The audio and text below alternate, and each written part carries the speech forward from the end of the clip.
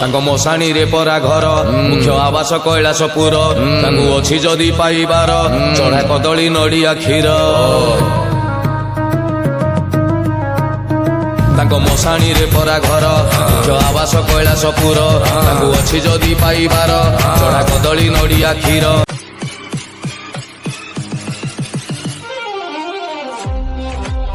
नमस्कार welcome to back my channel पुणी आ गोटे नुआ ब्लॉग को आपको स्वागत जनाऊँ।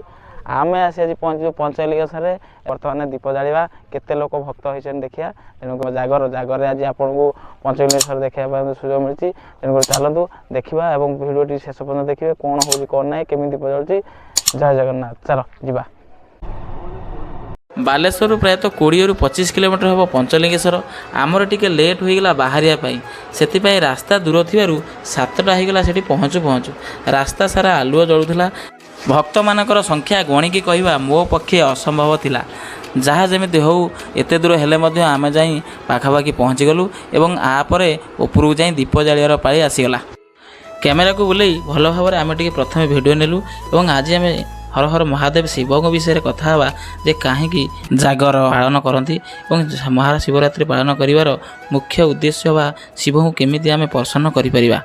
विष्णु पुराण रे लेखा अछि जेतेबेले राक्षस एवं देवता मानक मध्य युद्ध हेउतिला राक्षसगण कहूतिले सागर भितरे जहा अछि से सब आमर किंतु देवता माने राक्षस मानक उपयुक्त शिक्षा देवा पई उपाय पांचिथिले एवं सागर मंथन एहार मुख्य माध्यम थिला। सागर मंथन में अनेक प्रकार मूल्यवान वस्तु बाहरी थिला जेमिति कि सुना रूपा हीरा मोती पारिजात वृक्ष ताहा सह हलाहल विष मध्य निर्गत होइथिला। सेही विष को पीबार शक्ति काहारी नथिला। हर हर महादेव प्रभु शंकर छड़ा आउ केही सेही विष पी पान करि परिबे नाही बोली प्रभु श्रीकृष्ण कहिथिले।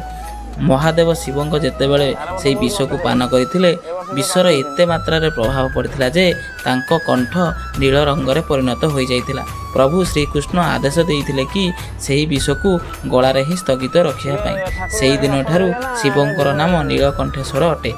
एमिति दृश्य देखि जगत रे देवता एवं मानव माने भयभीत हो जाइथिले। सेही दिन ठारू शिवं को शांत करिया पई जागर व्रत पालन करा जाए। केही केही कहंती जागर हेउची शिवंकर जन्मदिन। ए दुईटा कथार जना जाए जे जागर पालन करे विश्वर शांति हेबा सहित समस्तंकर मनस्कामना पूर्ण होइथाय। एथिपाई जागर पालन करा जाए। जदि शेष में गोटे कथा कहूँ जदि शिव को आपण प्रसन्न करने चाहते ताले सच्चा मनरे एवं किसी मनरे द्वंद्व न रखी शिव को आराधना कले शिव निश्चिंत आपणकर दुख शुणिबे। जय हर हर महादेव।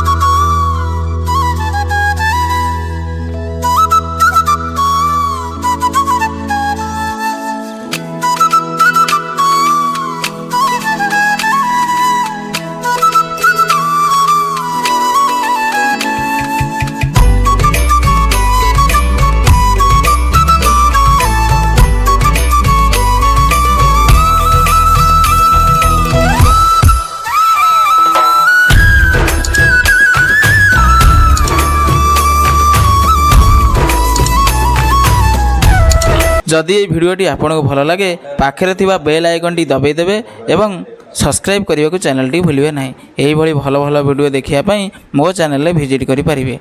आउ कमेंट रे हर हर महादेव लिखिए। हर हर महादेव। देखा आउ गोटे वीडियो रे से अपेक्षा करने को पड़ो। जय जगन्नाथ।